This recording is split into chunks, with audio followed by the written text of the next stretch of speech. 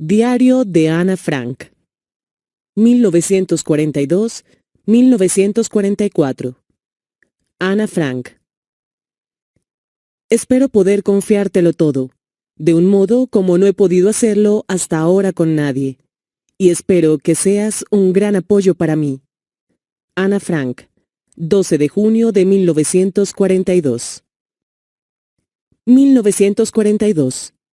Domingo 14 de junio de 1942. El viernes desperté ya a las 6. Era comprensible, pues fue el día de mi cumpleaños. Pero no podía levantarme tan temprano y hube de apaciguar mi curiosidad hasta 6:15. Entonces ya no soporté más y corrí hasta el comedor donde nuestro pequeño gatito, Morchen, me saludó con efusivo cariño. Después de las 7 fui al dormitorio de mis padres y enseguida con ellos al salón para encontrar y desenvolver mis regalos. A ti, mi diario, te vi en primer lugar, y sin duda fuiste mi mejor regalo. También me obsequiaron un ramo de rosas, un cactus y unas ramas de rosas silvestres. Fueron los primeros saludos del día, ya que más tarde habría bastante más. Papá y mamá me entregaron numerosos regalos, y mis amigos tampoco se quedaron atrás en materia de mimarme. Entre otras cosas, me regalaron un libro titulado Cámara Oscura, un juego de mesa, muchas golosinas, un rompecabezas, un broche, las sagas y leyendas de Holanda de Joseph Cohen, otro libro encantador, las vacaciones de Daisy en la montaña y algún dinero. Con este me compré las leyendas mitológicas griegas y romanas. ¡Fantástico! Enseguida vino Lies y partimos juntas a la escuela. Comencé siguiendo el ritual holandés de obsequiar golosinas a mis maestros y compañeros de clase y luego nos pusimos a trabajar. Y basta por hoy. Estoy tan contenta de tenerte. Lunes 15 de junio de 1942. El sábado por la tarde ofrecí una fiesta de cumpleaños. Exhibimos una película, El guardafaro, con Rintintín, que gustó mucho a mis amigas. Nos entretuvimos como locas. Había muchos jóvenes y jovencitas. Mamá siempre quiere saber con quién pienso casarme más adelante. Creo que se extrañaría bastante si supiera que es con Peter Wessel con quien me casaría, pues siempre me hago la tonta cuando me pregunta. Con Lies Gossens y Zane Hoodman somos compañeras de clase desde hace 10 años, y ellas son muy buenas amigas. Entretanto, conocí a Hoppy van der Wall en el liceo judío. Nos juntamos bastante y ella es ahora mi mejor amiga. Lies ha trabajado una amistad profunda con otra chica y Zane va a otro colegio y se ha hecho de nuevas amigas. Sábado 20 de junio de 1942. No he anotado nada durante un par de días, pues quise reflexionar sobre el significado y la finalidad de un diario de vida. Me causa una sensación extraña el hecho de comenzar a llevar un diario, y no solo por el hecho de que nunca había escrito. Supongo que más adelante ni yo ni nadie tendrá algún interés en los exabruptos emocionales de una chiquilla de 13 años. Pero eso en realidad poco importa. Tengo deseos de escribir y ante todo quiero sacarme algún peso del corazón. El papel es más paciente que los seres humanos, pensaba a menudo, cuando apoyaba melancólicamente la cabeza en mis manos ciertos días en que no sabía qué hacer. Primero, deseaba quedarme en casa. Enseguida salir a la calle. Y casi siempre seguía sentada donde mismo empollando mis tribulaciones. Sí, el papel es paciente. No tengo la menor intención de mostrar alguna vez este cuaderno empastado con el altisonante nombre de Diario de Vida, salvo que fuera a la amiga o el amigo. Y seguramente no le interesará mucho a nadie, y ahora he llegado al punto alrededor del cual gira todo este asunto de mi diario de vida. En realidad, no tengo amiga. Quiero explicar esto en más detalle, pues nadie comprende que una muchacha de solo 13 años se sienta tan sola. Y por cierto, llama la atención. Tengo padres amorosos y querendones, una hermana de 16 años, y si lo sumo, unos 30 conocidos más o menos. Tengo una corte de admiradores que me dan en todos los gustos, y que durante las horas de clase suelen manipular algún espejito de bolsillo hasta que logran capturar una sonrisa mía. Tengo parientes, unos tíos y unas tías realmente encantadores, una linda casa, y en realidad no me falta nada, salvo una amiga. Con ninguno de mis conocidos puedo hacer otras cosas que bromear o cometer disparates. Me es imposible expresarme de veras y me siento interiormente abotonada. Tal vez esa falta de confianza sea un problema mío, pero las cosas son así, lamentablemente, y no logro superar mi condición. Por eso, el diario, con el fin de exacerbar aún más en mí la idea de la amiga ausente. No anotaré solo hechos en mi diario, como suele hacer el grueso de la gente, sino que este diario mismo será mi amiga, y esa amiga habrá de llamarse Kitty. Nadie sería capaz de comprender mis conversaciones con Kitty si no cuento antes algo de mí. Muy a mi pesar, narraré brevemente lo que ha sido mi vida hasta ahora. Cuando se casaron mis padres, papá tenía 36 años y mamá 25. Mi hermana, Margot, nació en Frankfurt del Meno en 1926. Yo nací el 12 de junio de 1929. Por ser judíos, debimos emigrar a Holanda en 1933, país en que mi padre asumió el cargo de director de Travis S.A. Esta colabora estrechamente con la firma Cullen & Company, cuyas oficinas están en el mismo edificio. Nuestra vida transcurrió llena de sobresaltos, pues nuestros parientes que no salieron de Alemania cayeron bajo el peso de la persecución desencadenada por las leyes de Hitler. Tras el pogrom de 1938, los dos hermanos de mamá huyeron a América. Nuestra abuela se refugió con nosotros. Entonces tenía 73 años. Después de 1940 terminaron los buenos tiempos.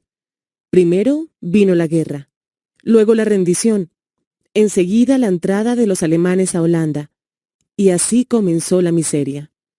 Un decreto dictatorial siguió a otro, y los judíos se vieron especialmente afectados.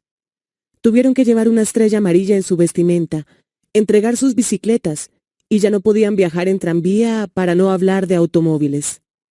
Los judíos solo podían hacer compras entre 3 y 5 de la tarde, y solo en tiendas judías. No podían salir a la calle después de las 8 de la tarde, y tampoco salir a sus balcones o jardines después de esa hora. Los judíos tenían vedados los teatros y los cines, así como cualquier otro lugar de entretenimiento público. No podían ya nadar en las albercas públicas o practicar el tenis o el hockey. Se les prohibieron todos los deportes. Los judíos tenían prohibido visitar a sus amigos cristianos. Los niños judíos deben acudir exclusivamente a escuelas judías. Así se amontonan las prohibiciones arbitrarias.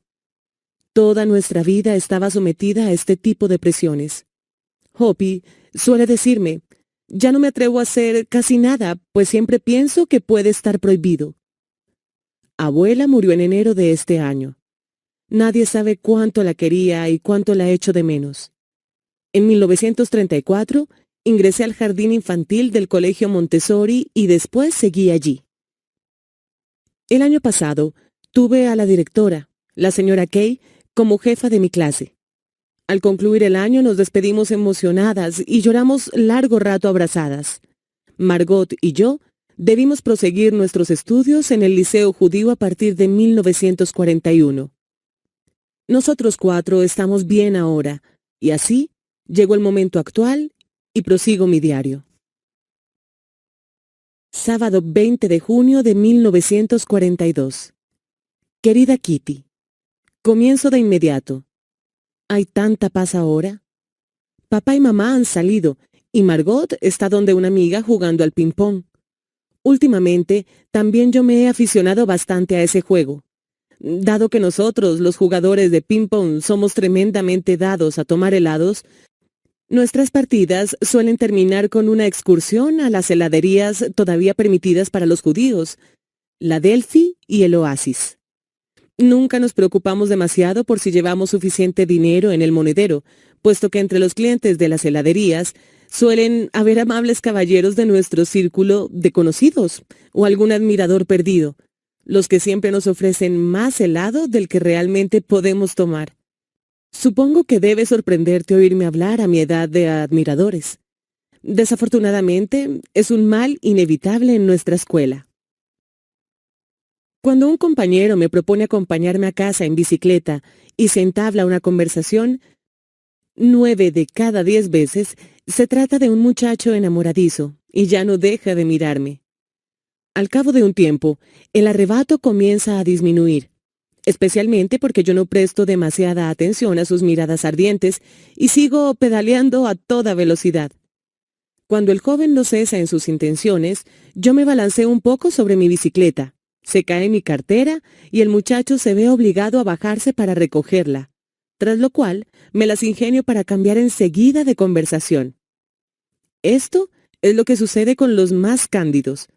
Hay otros, por supuesto, que me tiran besos o tratan de apoderarse de mi brazo, pero esos se equivocan el camino. Bajo diciendo que puedo pasarme sin su compañía, o bien me considero ofendida y les digo claramente que se vayan a su casa. Bueno, la base de nuestra amistad ha quedado establecida. Hasta mañana, Kitty. Ana. Domingo 21 de junio de 1942. Querida Kitty, toda nuestra clase tiembla, pues pronto se reunirá el consejo de profesores. La mayoría de los alumnos se pasan el tiempo haciendo apuestas sobre los que pasarán el curso. Nuestros dos vecinos de banco, Wim y Jakes, que han apostado el uno al otro su capital de vacaciones, nos divierten mucho a Miep de Jong y a mí. De la mañana a la noche se les oye decir, «Tú pasarás». «No». «Sí». Ni las miradas de Miep implorando silencio, ni mis accesos de ira correctora pueden calmarlos. Personalmente, pienso que la mitad de nuestra clase debería repetir, visto el número de holgazanes que en ella hay. Pero los profesores son la gente más caprichosa del mundo. Pero quizá por esta vez actúen en el sentido adecuado. En cuanto a mí, no tengo mucho miedo. Creo que saldré del paso. Me entiendo bastante bien con todos mis profesores, que son 9 en total, 7 hombres y 2 mujeres. El viejo señor Kepler, el profesor de matemática, anduvo muy enfadado conmigo durante un tiempo porque yo charlaba demasiado. Finalmente me impuso un castigo: escribir una composición sobre el tema «Una charlatana». ¿Una charlatana? ¿Qué podía escribirse sobre eso? Ya veríamos luego. Después de haberlo anotado en mi cuaderno, traté de quedarme callada. Por la tarde, en casa, terminados todos mis deberes, mi mirada tropezó con la anotación de la composición. Me puse a reflexionar, mordiendo la punta de mi estilográfica. Evidentemente, yo podía, con letra grande, separando las palabras, todo lo posible. Garabatear algunos disparates y llenar las 3 páginas fijadas. Pero la dificultad residía en demostrar de manera irrefutable la necesidad de hablar. Seguí pensando y, de repente, encontré la solución que me dejó satisfecha. Argumenté que la charla excesiva es un defecto femenino, que yo me esforzaría por corregir un poco, aunque sin librarme de él totalmente, pues mi propia madre habla tanto como yo, sino más. En consecuencia, poco puede hacerse por remediarlo, ya que se trata de un defecto heredado. Mi argumento hizo reír mucho al señor Kepler, pero cuando en la clase siguiente yo reincidí en mi parloteo, me impuso una segunda composición. Tema: una charlatana incorregible. Volví a salir del paso, después de lo cual el señor Kepler no se quejó durante 2 lecciones. A la tercera realmente exageré. Ana, otro castigo por charlar. Tema: cuá, cuá, cuá, dice la señora Patagua. Carcajada general. Yo me eché a reír con mis compañeros, aunque sabía que mi imaginación estaba agotada sobre el tema.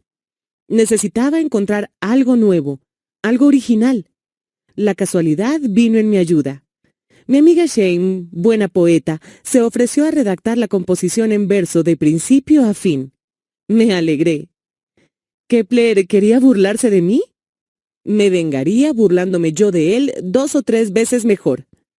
Los versos resultaron magníficos. Se trataba de una mamá pata y de un papá cisne con sus 3 patitos. Estos, por charlar demasiado, fueron mordidos a muerte por su padre. Afortunadamente, la broma agradó a Kepler. Leyó el poema ante nuestra clase y en varias otras, acompañando la lectura con comentarios. Desde entonces, no he vuelto a ser castigada. Kepler solo bromea sobre el tema. Tuya, Ana. Miércoles 24 de junio de 1942. Querida Kitty, ¡qué calor!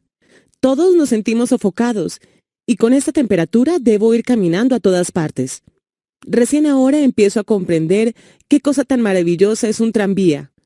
Pero a nosotros los judíos ese placer ya no nos está permitido. Tenemos que valernos de nuestras piernas como único medio de locomoción. Ayer, a la hora del almuerzo, tuve que ir al dentista que vive en Jan Luikenstraat, bastante lejos de la escuela. Al regreso, casi me dormí en clase. Por fortuna, la asistente del dentista, que es de veras comprensiva con nosotros, me dio de beber. Solo se nos permite utilizar la balsa para atravesar el canal, y eso es prácticamente todo. En el muelle Joseph Israels hay una barquita que hace el servicio. El barquero accedió de inmediato cuando le preguntamos. No es por culpa de los holandeses que los judíos soportan tantas penurias. Durante los feriados de Semana Santa me robaron la bicicleta y papá entregó la de mamá a una familia amiga para que se la cuidaran. ¿Cuánto desearía no ir a la escuela? Afortunadamente las vacaciones se acercan. Una semana más de sufrimiento y todo habrá terminado. Ayer en la mañana tuve una sorpresa bastante agradable. Al pasar por delante de un depósito de bicicletas, oí que alguien me llamaba. Dándome vuelta, vi a un muchacho encantador a quien había conocido la víspera en casa de mi amiga Eva. Se me aproximó, un poco tímido, y se presentó. Harry Goldman. Quedé ligeramente sorprendida, incapaz de comprender bien qué quería. Era muy sencillo. Harry deseaba acompañarme a la escuela. «Como vas en la misma dirección, está bien», dije yo, de modo que caminamos juntos. Harry tiene ya 16 años y conoce muchos cuentos divertidos. Esta mañana estaba nuevamente allí y supongo que lo mismo ocurrirá en los próximos días. Tuya, Ana. Martes 30 de junio de 1942. Querida Kitty, en realidad no he tenido tiempo de escribir hasta hoy. Pasé la tarde del jueves en casa de unos amigos. El viernes tuvimos visitas, y así sucesivamente hasta hoy. Durante la semana, Harry y yo hemos empezado a conocernos mejor. Ya me ha contado una buena parte de su vida. Llegó a Holanda solo y vive en casa de sus abuelos. Sus padres se quedaron en Bélgica. Harry tenía novia, Fanny. La conozco. Es un modelo de dulzura y de aburrimiento. Desde que se encontró conmigo, Harry se ha dado cuenta de que Fanny le da sueño. Yo le sirvo pues de despertador o de estimulante, como tú quieras. Nunca se sabe en qué puede uno ser útil en la vida. El sábado en la noche, Hoppy se quedó a dormir en casa, pero el domingo, después de mediodía, se fue a reunir con Lies y yo me aburrí lo indecible. Harry tenía que venir a verme al anochecer, pero me telefoneó alrededor de las 6. Atendí el teléfono para oírle decir: «Habla Harry Goldman. Por favor, ¿puedo hablar con Ana?» «Sí, Harry, soy yo». «Buenas tardes, Ana. ¿Cómo estás?» «Bien, gracias». «Siento no poder ir luego, pero tengo algo que decirte. ¿Te molestaría que pasara por ahí dentro de 10 minutos?» «Está bien. Hasta luego». «Hasta luego. Estaré en tu casa en unos minutos». Me cambié de vestido y me arreglé un poco el pelo. Enseguida me asomé a la ventana nerviosa. Por fin lo divisé. Tuve que dominarme para no correr escaleras abajo. Esperé hasta que sonó el timbre. Bajé a abrir la puerta y él fue derecho al grano. «Escucha, Ana. Mi abuela te encuentra demasiado joven para mí y dice que debo salir con la Lours. Pero tú sabes que ya no me gusta Fanny». «No, no sabía». «¿Pelearon?» «No, al contrario. Yo le había dicho a Fanny que, puesto que no nos entendíamos muy bien, Era inútil verse a cada momento, que ella podía seguir yendo a nuestra casa cuando quisiera, y que yo confiaba poder ir a la suya como amigos. Yo tenía la impresión de que ella frecuentaba a otros muchachos, por eso hablé del asunto con displicencia. Ahora bien, eso no era verdad. Mi tío me dijo que debo disculparme con Fanny, pero naturalmente que yo no lo creo necesario, y por eso he roto. Desde luego, esa no es más que una entre varias razones. Mi abuela insiste en que yo salga con Fanny y no contigo, pero no pienso hacerlo. Los viejos son a veces tan anticuados que no tienen arreglo. Necesito a mis abuelos, pero en cierto sentido ellos también me necesitan a mí. Tengo libre la tarde del miércoles porque mis abuelos me creen en clase de artesanía. En realidad, voy a reuniones del movimiento sionista. Mis abuelos no me lo permitirían, porque están en contra del sionismo. No soy partidario fanático. Yo tampoco, pero el movimiento significa algo, y de cualquier modo me interesa. Sin embargo, en los últimos tiempos no me han gustado esas reuniones y tengo la intención de dejarlas. Iré allí por última vez el miércoles próximo. En ese caso, yo podría verte siempre el miércoles en la tarde, el sábado a la tarde y a la noche, el domingo a la tarde y quizá con más frecuencia todavía. Pero si tus abuelos se oponen, no podrás hacerlo a espaldas de ellos. El amor siempre encuentra un camino. En ese momento, al pasar por delante de la librería de la esquina, vi a Peter Wessel, que hablaba con dos amigos. Fue la primera vez en mucho tiempo que me saludó. Eso me causó una inmensa alegría. Harry y yo seguimos caminando, y por último nos pusimos de acuerdo para una cita. Yo debía encontrarme ante su puerta el día siguiente, 5 para las 7 de la tarde. Tuya, Ana. Viernes 3 de julio de 1942. Querida Kitty, ayer Harry vino a casa para conocer a mis padres. Yo había comprado una torta, bizcochos y pasteles para el té. Había un poco de todo, pero ni Harry ni yo teníamos deseos de quedarnos quietos en una silla, sentados el uno al lado del otro, y nos fuimos a pasear. Eran ya las 8:10 cuando él me trajo a casa. Papá estaba muy enojado. Dijo que no debía regresar tan tarde, pues es peligroso para los judíos encontrarse fuera después de las 8. Tuve que prometerle que en lo sucesivo regresaría 10 para las 8. Mañana estoy invitada a casa de él. Mi amiga Hopi siempre me hace bromas sobre Harry. En verdad, yo no estoy enamorada, pero tengo el derecho de tener un amigo. Nadie encuentra nada de extraordinario en que yo tenga un compañero, o según la expresión de mamá, un cortejante. Eva me ha contado que una noche, estando Harry en casa de ellos, ella le preguntó: ¿A quién prefieres, a Fanny o a Ana? Eso no te importa, le contestó él. Durante todo el resto de la velada no tuvieron ya ocasión de hablar juntos, pero al irse, él le dijo: Si quieres saberlo, prefiero a Ana, pero no se lo digas a nadie. Y se fue. Me doy cuenta de que Harry se ha enamorado de mí. Yo lo encuentro divertido y que cambia mi vida. Margot diría de él: Harry es un buen muchacho. Opino lo mismo y hasta algo más. Mamá no termina de alabarlo. Buen mozo, bien educado, muy amable. Me encanta que todo el mundo en casa lo halle de su gusto. Él también ha simpatizado con mi familia, pero encuentra a mis amigas demasiado niñas y tiene razón. Tuya, Ana. Domingo 5 de julio de 1942. Querida Kitty, la fiesta de graduación de curso transcurrió como deseaba. Mis notas no son del todo malas.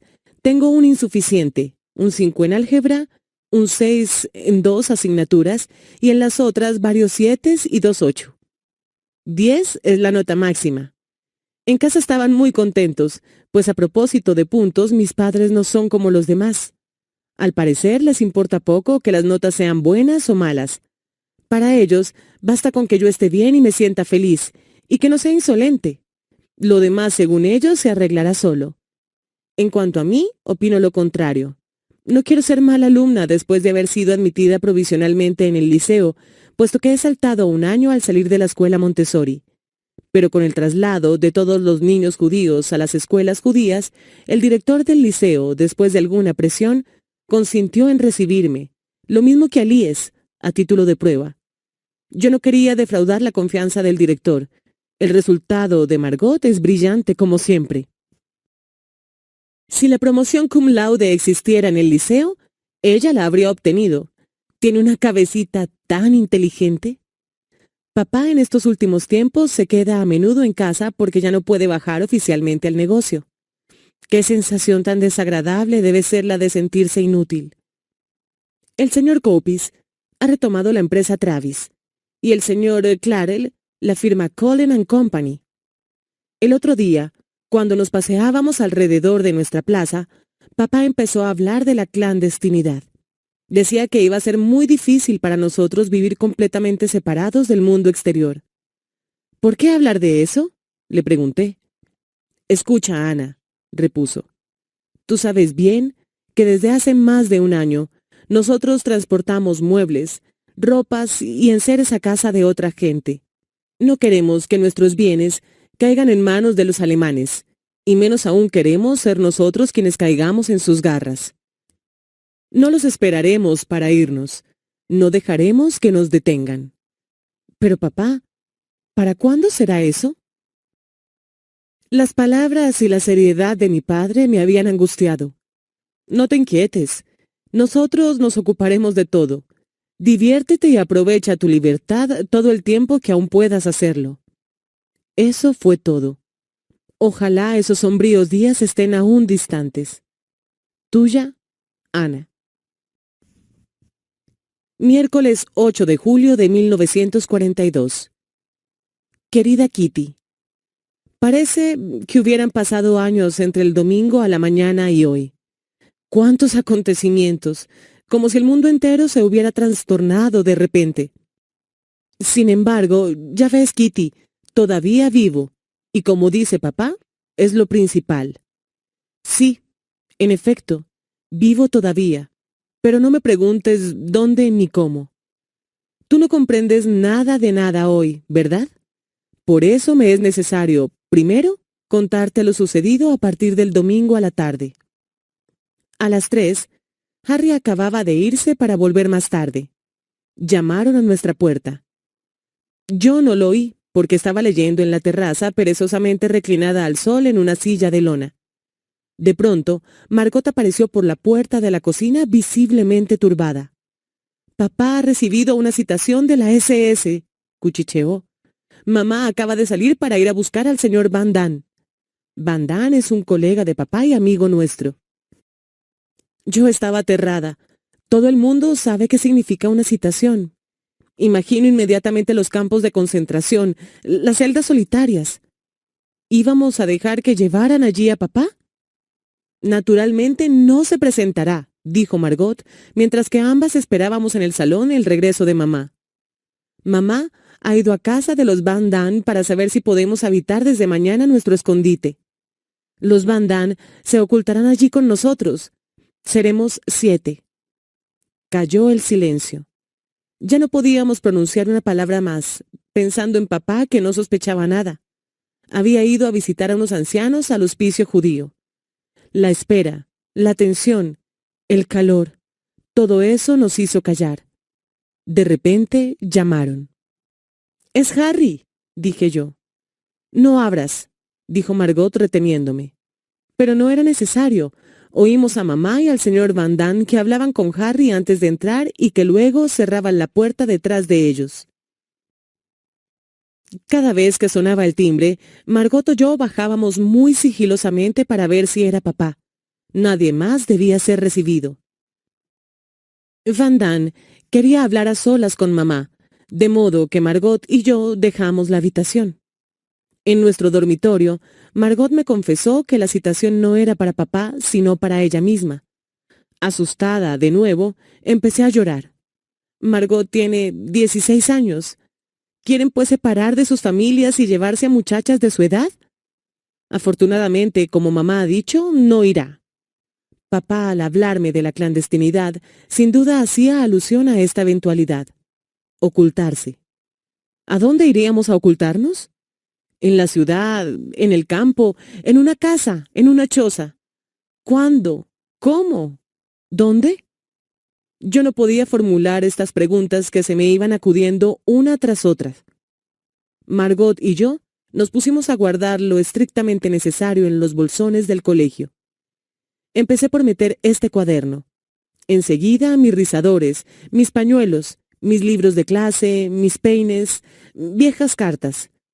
Estaba obsesionada por la idea de nuestro escondite y puse las cosas más inconcebibles. No lo lamento, porque me interesan más los recuerdos que los vestidos. Por fin, a las 5, papá regresó. Telefoneamos al señor Copuis para preguntarle si podía venir a casa esa misma noche. Van Damme partió en busca de Miep. Miep está empleada en las oficinas de papá desde 1933 y es nuestra gran amiga, lo mismo que Henk, su flamante esposo. Miep vino para llevarse su cartera llena de zapatos, de vestidos, de abrigos, de medias, de ropa interior, prometiendo volver a la noche. Luego se hizo la calma en nuestra vivienda. Ninguno de los 4 tenía ganas de comer. Hacía calor y todo parecía extraño. Nuestra gran sala del primer piso había sido subalquilada a un tal señor Goodsmith, hombre divorciado que pasaba de los 30 y que al parecer no tenía nada que hacer esa noche, porque no logramos librarnos de él antes de las 10. Todos los intentos disimulados para hacerle marchar antes habían resultado vanos. Miep y Henk Van Santen llegaron a las 11, para volver a irse a medianoche con medias, zapatos, libros y ropa interior metidos en la cartera de Miep y en los bolsillos profundos de Henk. Yo estaba extenuada, y aún dándome cuenta de que era la última noche que iba a pasar en mi cama, me dormí de inmediato. A la mañana siguiente, a las 5:30, mamá me despertó. Por suerte hacía menos calor que el domingo, gracias a una lluvia tibia que iba a persistir todo el día. Cada uno de nosotros se había vestido como para vivir en el refrigerador, con el fin de llevarse todas las ropas posibles. Ningún judío en estas circunstancias hubiera podido salir de su casa con una valija llena. Yo llevaba puestos 2 camisas, 3 calzones, un vestido encima, una falda, una chaqueta, un abrigo de verano, 2 pares de medias, zapatos acordonados, una boina, una bufanda y otras cosas más. Me ahogaba antes de partir, pero nadie se preocupaba por eso. Margot, con su cartera llena de libros de clase, había sacado su bicicleta para seguir a Miep hacia un destino desconocido, al menos en lo que a mí se refiere. Como ves, yo seguía sin saber dónde quedaba el lugar misterioso en que nos refugiaríamos. A las 7:30 cerramos la puerta de nuestra casa. El único ser viviente al que pude decir adiós fue mi gato, que iba a encontrar un buen hogar en casa de vecinos, según nuestras últimas instrucciones en una breve carta al señor Goodsmith. Dejamos en la cocina algo de carne para el gato y la vajilla del desayuno. Las camas quedaron deshechas. Todo daba la impresión de una partida precipitada. Pero, ¿qué nos importaban las impresiones? Teníamos que irnos a todo trance, salir de allí, partir hacia un lugar seguro. Lo demás no contaba ya para nosotros. La continuación mañana. Tuya, Ana. Jueves 9 de julio de 1942. Querida Kitty, nos pusimos en camino bajo una lluvia tupida. Papá y mamá, llevando cada cual una bolsa de provisiones llena de toda clase de cosas colocadas de cualquier modo, y yo con mi bolsón repleto a reventar. Las personas que se dirigían a sus trabajos nos miraban compasivamente. Sus rostros expresaban el pesar de no poder ofrecernos un medio de transporte cualquiera. Nuestra estrella amarilla era lo bastante elocuente. Durante el trayecto, papá y mamá me revelaron en detalle la historia de nuestro escondite. Desde hacía varios meses habían hecho transportar pieza por pieza una parte de nuestros muebles, lo mismo que ropa de casa y parte de nuestra indumentaria. La fecha prevista de nuestra desaparición voluntaria había sido fijada para el 16 de julio. A raíz de la citación, hubo que adelantar 10 días nuestra partida, de manera que íbamos a contentarnos con una instalación más bien rudimentaria. El escondite estaba en el inmueble de las oficinas de papá.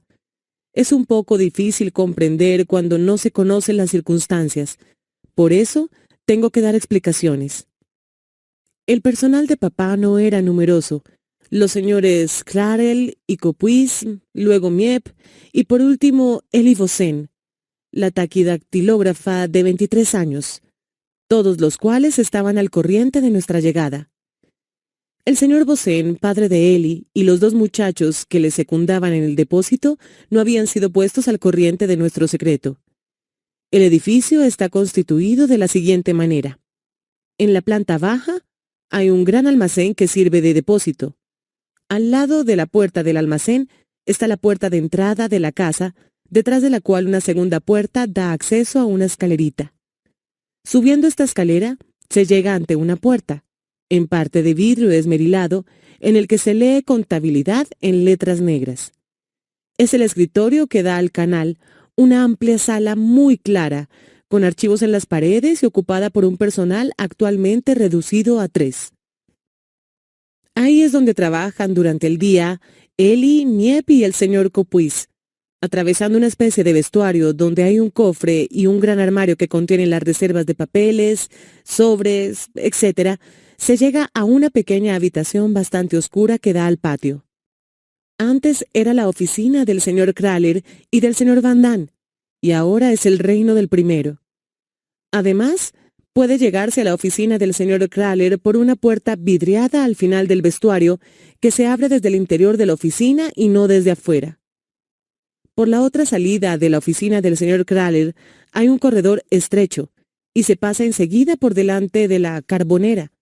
Subiendo a 4 escalones, se llega al fin al aposento que es el orgullo del inmueble, en cuya puerta se lee privado.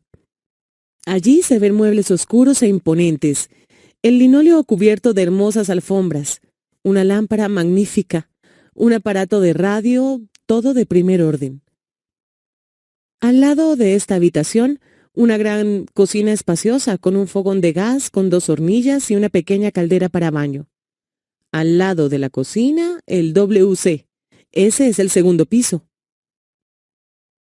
En el corredor de la planta baja hay una escalera de madera blanca, al cabo de la cual se encuentra un rellano que forma también corredor. Allí se ven puertas a derecha e izquierda. La de la izquierda lleva al frente de la casa, donde hay grandes habitaciones que sirven de depósito y almacén, y de allí puede subirse al desván. Puede llegarse también a las habitaciones delanteras por la segunda puerta de entrada, trepando por una escalera empinada, bien holandesa, como para quebrarse todos los huesos. La puerta de la derecha lleva a nuestro anexo secreto. Nadie en el mundo sospecharía que esta simple puerta pintada de gris disimula tantas habitaciones. Se llega a la puerta de entrada subiendo algunos peldaños. Al abrirla se entra en el anexo. Frente a esta puerta de entrada, una escalera empinada. A la izquierda, un corredorcito lleva a una habitación que se ha transformado en el hogar de la familia, así como en la alcoba del señor y la señora Frank. Al lado, un cuarto más chico es el estudio y alcoba de las señoritas Frank. A la derecha de la escalera hay una habitación sin ventana con mesa de tocador para las abluciones. Hay también un pequeño reducto donde se ha instalado el WC, lo mismo que una puerta con acceso al dormitorio que yo comparto con Margot. Al abrir la puerta del rellano del tercer piso, sorprende encontrar tanto espacio y tanta luz en el anexo de una casa tan vieja. Las casas que bordean los canales de Ámsterdam son las más antiguas de la ciudad. Esta gran habitación equipada con una cocina de gas y un fregadero, que antes sirvió de laboratorio, está destinada a ser el dormitorio de los esposos Van Damme, así como cocina, sala, comedor, estudio o taller. Un cuartito pegado al corredor servirá de alcoba para Peter Van Damme. Hay un desván tan grande como las habitaciones que sirven de depósito en el piso de abajo, y ya te he mostrado en su totalidad nuestro hermoso anexo secreto. Tuya, Ana. Viernes 10 de julio de 1942. Querida Kitty, seguramente te he aburrido con esa larga y fastidiosa descripción de nuestra nueva vivienda, pero aún así me parece importante que tú sepas dónde hemos venido a parar. Ahora la continuación de mi relato, porque claro, no había terminado. Tan pronto como llegamos a la casa sobre el Prinsengracht, Miep nos hizo subir al anexo. Cerró la puerta detrás de nosotros y quedamos solos. Como había llegado en bicicleta antes, Margot nos aguardaba ya. Nuestra gran habitación, así como las otras, se encontraban en un desorden inimaginable. Todas las cajas trasladadas al escritorio en el transcurso de los meses precedentes yacían en el suelo sobre las camas por todas partes. En el cuartito, ropa de cama, frazadas, etc., se apilaban hasta el techo. Había que ponerse a trabajar inmediatamente si queríamos dormir esa noche en lechos decentes. Ni mamá ni Margot se hallaban en condiciones de cooperar. Se dejaron caer sobre los colchones agotadas y desdichadas, mientras que papá y yo, los ordenadores de la familia, queríamos comenzar al momento. Todo el día estuvimos vaciando cajas, arreglando los armarios, poniendo orden, para por fin caer muertos de fatiga en camas bien hechas y bien limpias. No habíamos comido nada caliente en todo el día, cosa que no nos había preocupado en absoluto. Mamá y Margot se sentían demasiado cansadas y deprimidas como para comer, y tanto papá como yo estábamos excesivamente ocupados para pensar en eso. El martes a la mañana reanudamos el trabajo inacabado. Eli y Miep, que se ocupaban de nuestro aprovisionamiento, habían ido a buscar las raciones. Papá preparó un rudimentario enmascaramiento de las luces para impedir que nos vieran desde afuera.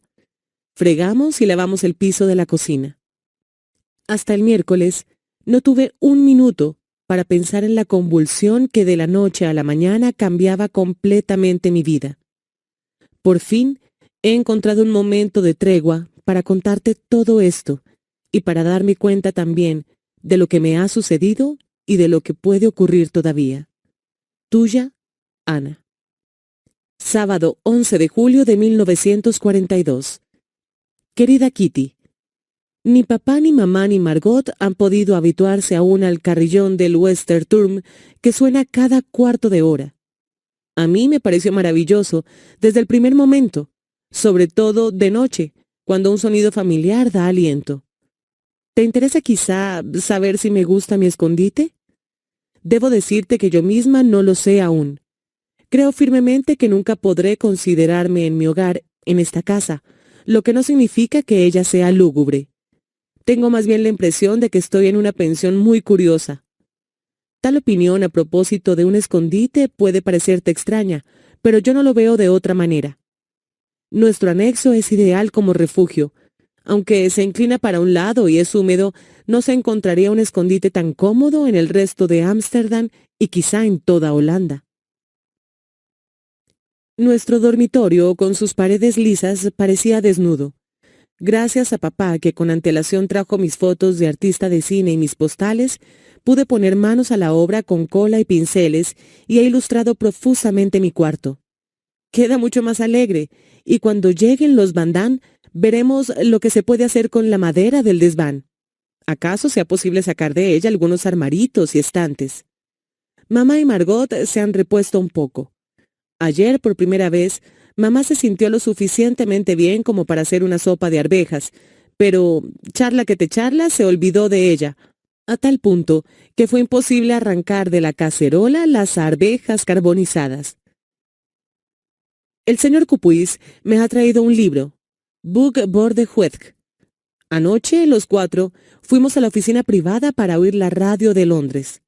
Yo estaba tan preocupada pensando que alguien pudiera oírla que literalmente supliqué a papá que volviéramos arriba al anexo. Comprendiendo mi angustia, mamá subió conmigo. También en otros casos tenemos mucho miedo de ser oídos o vistos por los vecinos. Confeccionamos cortinas el primer día de nuestra llegada.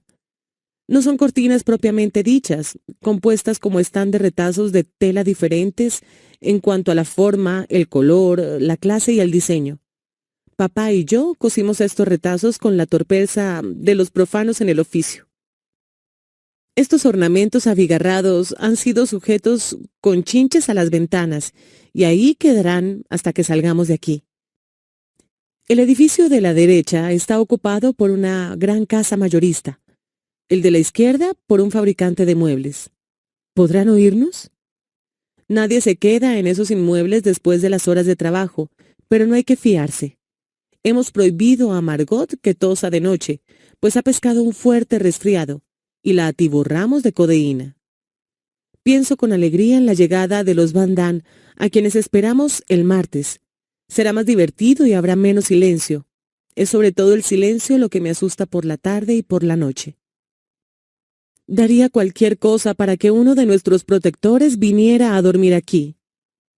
No te imaginas cuán opresivo resulta el hecho de no poder salir nunca, y tengo muchísimo miedo de que seamos descubiertos y fusilados. Durante el día debemos caminar silenciosamente y hablar en voz baja, para que no nos oigan en el depósito. Me llaman. Tuya, Ana. Viernes 14 de agosto de 1942. Querida Kitty, hace un mes que te dejé, pero en verdad no había bastantes novedades para contarte. Los Van Damme llegaron el 13 de julio. Los esperábamos el 14. Pero como los alemanes habían empezado a inquietar a una cantidad de gente entre el 13 y el 16, con citaciones a diestro y siniestro, los Van Damme prefirieron llegar un día antes para mayor seguridad. El primero en aparecer a las 9:30 de la mañana, cuando todavía estábamos desayunando, fue Peter, el hijo de los Van Damme, que está por cumplir 16 años. Es un muchacho de modales suaves, desgarbado y tímido, que trajo consigo a su gato Mushi. No espero gran cosa de él como compañero. El señor y la señora Van Damme llegaron media hora más tarde. La señora provocó nuestra hilaridad al sacar de su sombrerera un enorme orinal. «Sin él no puedo vivir», declaró. Era el primer objeto que encontraba a su sitio fijo, debajo del diván que le sirve de cama. El señor Van Damme no había traído el orinal, sino su mesa plegadiza para el té. Desde el comienzo, hicimos todas las comidas juntos en una atmósfera de cordialidad. Después de 3 días, todos sentimos que nos habíamos transformado en una sola familia. Era evidente que habiendo formado aún parte durante toda la semana de los habitantes del mundo exterior, los Van Damme tenían muchas cosas que contarnos. Entre otras, lo que más nos interesaba era que había sido de nuestra casa y del señor Goudsmit. El señor Van Damme nos relató lo siguiente. El lunes a la mañana, el señor Goudsmit me telefoneó para preguntarme si podía pasar por su casa, cosa que hice inmediatamente. Estaba muy nervioso. Me mostró una cartita dejada por los Frank y se mostró dispuesto a llevar el gato a casa de los vecinos, en lo que estuve de acuerdo. El señor Goudsmit temía una investigación, y por eso examinamos todas las habitaciones, poniendo en ellas un poco de orden. También despejamos la mesa del desayuno. De pronto, observó sobre el escritorio de la señora Frank un anotador en el cual estaba escrita una dirección de Maastricht. Aún, sabiendo que la había dejado intencionalmente, simulé sorpresa y susto, rogando al señor Goudsmit que quemara aquel maldito papel sin tardanza. Aunque todo el tiempo simuló no saber nada acerca de la desaparición de ustedes, después de haber visto aquel trozo de papel se me ocurrió una cosa. «Señor Goudsmit», dije, «me parece recordar algo que podría estar relacionado con esta dirección». Un oficial de jerarquía se presentó en la oficina hace alrededor de 6 meses. Estaba destinado a la región de Maastricht. Parecía ser un amigo de juventud del señor Frank y le prometió ayudarlo en caso necesario. Dije que, según todas las probabilidades, aquel oficial había debido mantener su palabra, facilitando de una u otra manera el paso de la familia Frank a Suiza a través de Bélgica. Le recomendé que contara eso a los amigos de los Frank, que pidieran noticias de ellos, aunque sin hablar necesariamente de Maastricht. Enseguida me marché. La mayoría de los amigos de ustedes han sido puestos al corriente, lo he sabido por diversos conductos. Nosotros encontramos esta historia muy divertida y nos reíamos aún más de la fuerza de imaginación de la gente de la que nos daba prueba otros relatos del señor Van Damme. Así, hubo quien nos vio partir, a las 4, al romper el alba, montados en bicicleta, y una señora que pretendía saber a ciencia cierta que habíamos sido metidos en un auto militar en plena noche. Tuya, Ana. Viernes 21 de agosto de 1942. Querida Kitty, la entrada de nuestro escondite ha sido ahora adecuadamente disimulada. El señor Kraler era del parecer de colocar un armario delante de la puerta de entrada. Hay muchos allanamientos a causa de las bicicletas ocultas. Un armario giratorio que se abriera como una puerta. El señor Vossen se ha esforzado como ebanista para la fabricación de este armatoste. Entretanto, fue puesto al corriente de nuestra permanencia en el anexo y se muestra servicial a más no poder. En este momento, para poder llegar a las oficinas, hay que encorvarse primero y luego saltar, porque los peldaños han desaparecido. Al cabo de 3 días, todos teníamos chichones porque chocábamos ciegamente contra el bajo dintel de la puerta. Por eso, en el reborde, pusimos un paragolpes, una bolsita rellena de virutas. Veremos cómo resulta eso. No hago gran cosa en materia de estudios. He decidido prolongar mis vacaciones hasta septiembre. Luego, papá será mi profesor, pues temo haber olvidado mucho de cuanto aprendí en la escuela. No hay que contar con cambios en nuestra vida. No me entiendo en absoluto con el señor Van Damme. En cambio, él quiere mucho a Margot. Mamá me trata a veces como a una criatura, lo que me parece insoportable. Fuera de eso, no vamos mal. Peter sigue sin gustarme. Es tan aburrido. Se la pasa tendido en la cama la mitad del tiempo. A veces hace algún trabajo de carpintería y luego vuelve a la cama. ¡Qué tonto! El tiempo es hermoso, y a pesar de todo lo aprovechamos soleándonos sobre un catre en el desván, por donde el sol entra a raudales a través de una claraboya. Tuya, Ana. Miércoles 2 de septiembre de 1942. Querida Kitty, el señor y la señora Van Damme han tenido una pelea terrible. Nunca había oído cosas semejantes porque papá y mamá no pensarían jamás en gritarse así. La causa, una verdadera insignificancia, por la que no valía la pena reñir. En fin, cada cual tiene sus gustos. Naturalmente para Peter la cosa es muy desagradable, pues debe tomar partido por uno u otro. Pero como es tan susceptible y perezoso, nadie lo toma en serio. Ayer estaba insoportable, porque tenía la lengua azul en vez de roja. Desde luego, esta singularidad desapareció en un abrir y cerrar de ojos. Hoy sufre de tortícolis y se pasea con una bufanda anudada al cuello. El caballero se queja también del lumbago. También suele experimentar dolores en el corazón, los riñones y los pulmones. Es un verdadero hipocondriaco. Es esa la palabra, ¿verdad? Entre mamá y la señora Van Damme hay bastantes desinteligencias. Existen desde luego razones para ello. Te daré un ejemplo.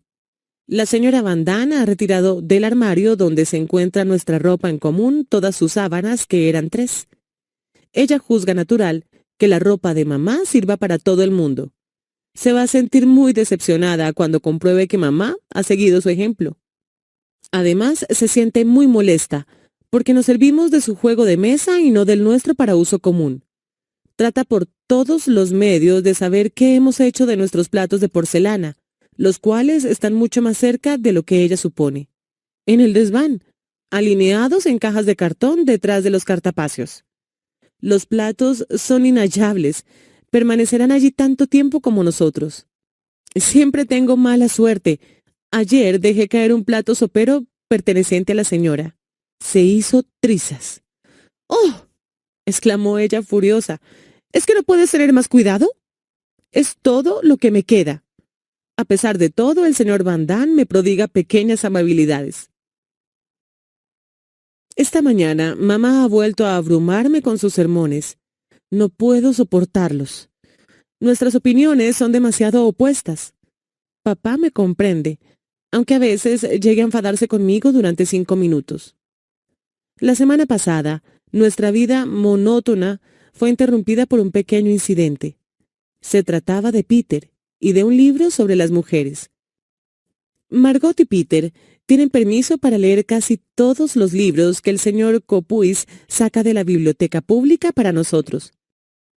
pero se juzgaba que un libro sobre un tema tan especial tenía que quedar en manos de las personas mayores. Ello bastó para despertar la curiosidad de Peter. ¿Qué podía haber de prohibido en aquel libro? A hurtadillas se lo sustrajo a su madre mientras ella charlaba con nosotros abajo y escapó al desván con su botín. Todo anduvo bien durante varios días. La señora Van Damme había observado los manejos de su hijo, pero no se lo dijo a su marido hasta que éste lo olfateó por sí solo. ¿Cómo se encolerizó? Al recuperar el libro, creyó la cuestión terminada, mas no contaba con la curiosidad de Peter, que no se dejó intimidar en absoluto por la firmeza del padre. Peter trató por todos los medios de leer hasta el fin aquel volumen. Entretanto, la señora Van Damme había venido a pedirle su opinión a mamá. Mamá juzgaba que, en efecto, aquel libro no era adecuado para Margot, aun cuando aprobaba que leyera la mayoría de los otros. «Hay una gran diferencia, señora Van Damme», dijo mamá, «entre Margot y Peter. Ante todo, Margot es una muchacha, y las muchachas están siempre más adelantadas que los muchachos. Además, Margot ya ha leído muchos libros serios y no abusa de lecturas prohibidas. Y por último, Margot es más madura e inteligente, lo que se demuestra por el hecho de que ya casi termina la escuela». La señora Van Damme se mostró de acuerdo con mamá, aunque seguía considerando erróneo permitir a los jóvenes leer libros escritos para adultos. Lo cierto es que Peter seguía buscando un momento propicio para apoderarse del libraco cuando nadie lo observaba. La otra tarde, a las 7:30, cuando todo el mundo escuchaba la radio en la oficina privada, él se llevó su tesoro al desván. Debió bajar de allí a las 8:30, pero el libro era tan palpitante que no prestó atención a la hora y apareció en el momento en que su padre regresaba a su habitación. ¿Adivinas la segunda parte? Una bofetada, un golpe, y el libro cayó sobre la mesa y Peter al suelo. Esas eran las circunstancias en el momento de cenar. Peter se quedaba donde estaba. Nadie se preocupaba de él. Había sido castigado. La comida prosiguió. Todo el mundo estaba de buen humor, se charlaba, se reía. De pronto un silbido agudo nos hizo palidecer. Todos dejaron cuchillos y tenedores y se miraron con espanto. Y enseguida se oyó la voz de Peter gritando por el caño de la estufa. «Si ustedes creen que voy a bajar, se equivocan». El señor Van Damme tuvo un sobresalto, tiró su servilleta y con el rostro ardiendo rugió. «¡Basta! ¿Me oyes?» Temiendo lo peor, papá lo tomó del brazo y lo siguió al desván. Nuevos golpes, una disputa. Peter volvió a su cuarto. Hubo un portazo y los hombres regresaron a la mesa. La señora Van Damme hubiera querido guardar un pan con mantequilla para su querido vástago, pero su marido se mostró inflexible. Si no se disculpa inmediatamente, pasará la noche en el desván. Hubo protestas de parte de todo el resto, pues considerábamos que privarle de cenar era ya suficiente castigo. Y si Peter se resfriaba, ¿a dónde irían a buscar un médico? Peter no se disculpó y volvió al desván. El señor Van Damme resolvió no ocuparse más del asunto. Sin embargo, a la mañana siguiente, pude comprobar que Peter había dormido en su cama, lo que no impidió que a las 7 volviera a subir al desván. Fueron menester las persuasiones amistosas de papá para hacerlo bajar. Durante 3 días, miradas de enojo, silencio obstinado. Luego, todo volvió a la normalidad. Tuya, Ana. Lunes 21 de septiembre de 1942. Querida Kitty, hoy me limito a noticias de la vida cotidiana. La señora Van Damme es insoportable. Conmigo estalla a menudo a causa de mi verborragia sin fin. Nunca pierde ocasión de fastidiarnos. Su última manía es la de no lavar las cacerolas.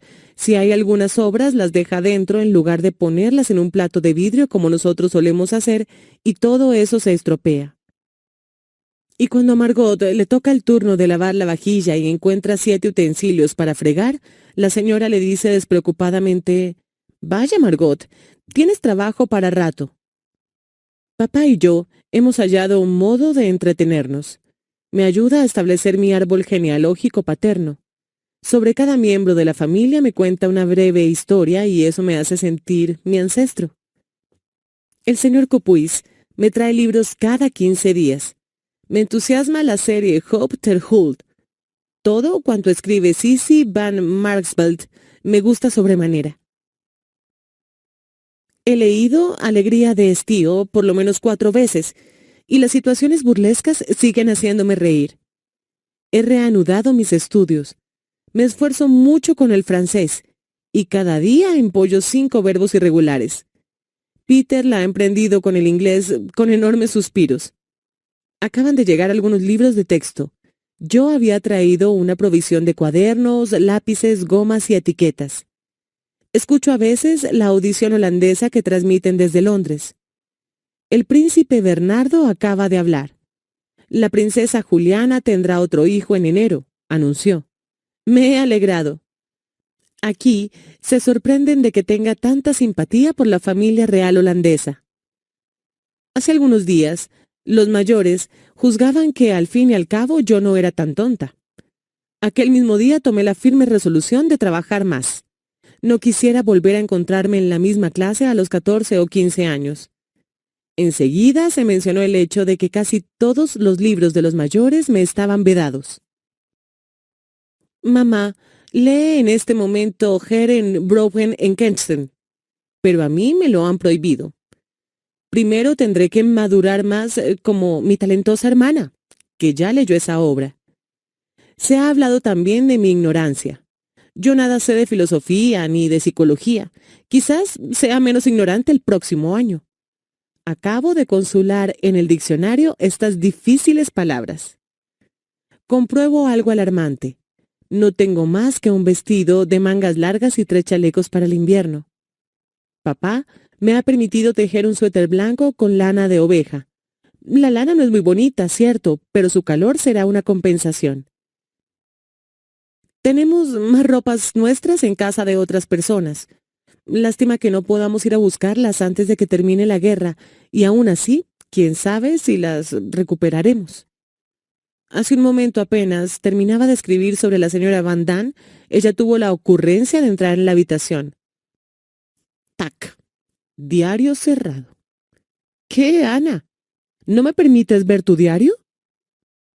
Me temo que no. Vamos, ¿ni siquiera la última página? No, ni siquiera la última página. Me ha dado un buen susto. En esa página ella no aparecía nada favorecida. Tuya, Ana. Viernes 25 de septiembre de 1942. Querida Kitty, ayer estuve de visita en casa de los Van Damme para charlar un poco. Es algo que hago de vez en cuando. A veces se pasa allí un momento agradable. Entonces se comen bizcochos antipolillas. La caja de lata la guardan en el armario que está lleno de bolas de naftalina. Y bebemos limonada. Hablamos de Peter. Les dije que Peter me acariciaba a menudo y que a mí me gustaría que dejara de hacerlo, pues me desagradaban tales demostraciones de parte de los muchachos. Con entonación paterna, ellos me preguntaron si en realidad yo no podía encariñarme con Peter, porque según dijeron, él me quería mucho. ¿Ah, sí? Pensé y dije, oh, no. Dije también que por momentos Peter me parecía un poco torpe, pero que probablemente era tímido, como todos los muchachos que no estaban acostumbrados a alternar con chicas. Debo decir que el Comité de Refugiados, sección masculina, se muestra bastante ingenioso.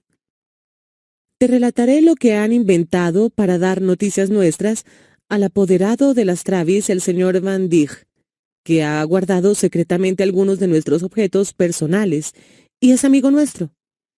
Enviaron una carta mecanografiada a un farmacéutico cliente de la casa que vive en la Zelandia Meridional, adjuntando a la carta un sobre escrito por papá con la dirección de la oficina. El farmacéutico se sirve entonces de ese sobre para enviar una respuesta. Tan pronto como ella llega, sustituyen la carta del farmacéutico por un mensaje manuscrito de papá dando señales de vida. La carta de papá que ellos enseñan entonces al señor Van Dijk parece haber pasado de contrabando por Bélgica y mandada vía Zelandia. Este puede leerla sin sospechar de la treta. Se ha elegido Zelandia porque es limítrofe de Bélgica, y además porque no se puede ir allí sin permiso especial, de manera que Van Dijk no podría comprobar si realmente estamos allí. Tuya, Ana. Domingo 27 de septiembre de 1942. Querida Kitty, acabo de tener una gran discusión con mamá. Lo siento, pero no nos entendemos muy bien. Con Margot tampoco marchan las cosas. Entre nosotros no suelen darse el tipo de estallidos que hay en el piso de arriba, que son bastante desagradables. Estas dos naturalezas, las de mamá y la de Margot, me son totalmente extrañas. En ocasiones, comprendo mejor a mis amigas que a mi propia madre. Es una lástima. Discutimos con frecuencia problemas de posguerra. Por ejemplo, ¿cómo debe uno dirigirse a los sirvientes? La señora Van Damme está una vez más de insoportable humor. Es muy caprichosa y guarda lo suyo bajo llave cada vez con mayor encarnizamiento. Mamá podría responder a la desaparición de un objeto Frank con la de un objeto Van Damme. Así aprendería. Hay personas que se complacen en educar hijos ajenos además de los propios. Los Van Damme pertenecen a esta categoría. No se ocupan de Margot. Ella es la cordura, la delicadeza y la inteligencia personificadas. Pero al parecer, yo tengo defectos suficientes para las dos. Más de una vez sucede que a la mesa vayan y vengan palabras de censura y respuestas insolentes. Papá y mamá me defienden con energía. Sin ellos, yo ya habría desistido. Aunque mis padres no cesan de reprocharme mi charla excesiva, recomendándome que no me entrometa en nada y sea más modesta, fracaso con frecuencia.